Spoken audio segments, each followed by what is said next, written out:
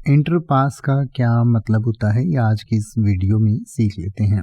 कई बार आप किसी से ये पूछते हैं कि आपने कहाँ तक पढ़ाई की है, तो उसके जवाब में सामने वाला कहता है इंटर पास, यानी कि मैंने इंटर पास किया है या इंटर तक पढ़ाई की है।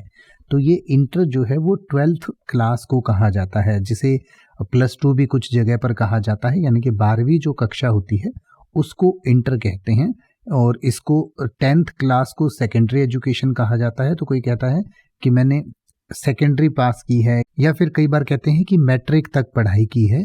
तो मैट्रिक का मतलब 10th होता है और इंटर का मतलब 12th होता है, 12वीं कक्षा होती है। तो जो इंटर पास होता है इसका मतलब उसने 12वीं कक्षा पास की हुई है, जिसको हायर सेकेंडरी एजुकेशन कहते हैं। यानी कि मैट्रिक या 10th तक की जो पढ़ाई होती है उसे सेकेंडरी एजुकेशन कहते हैं, और जो 8वीं तक की पढ़ाई होती है उसे मिडिल एजुकेशन कहा जाता है, और 5वीं तक की जो पढ़ाई होती है उसे प्राइमरी एजुकेशन कहा जाता है।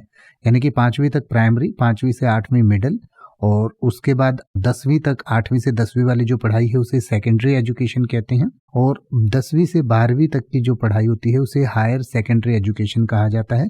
कुछ जगहों पर इसे +2 कहते हैं, कुछ जगहों पर 10+2 कहा जाता है, और कुछ जगहों पर इसे इंटर भी कहा जाता है, या इंटर पास मतलब आपने 12th क्लास पास की हुई है।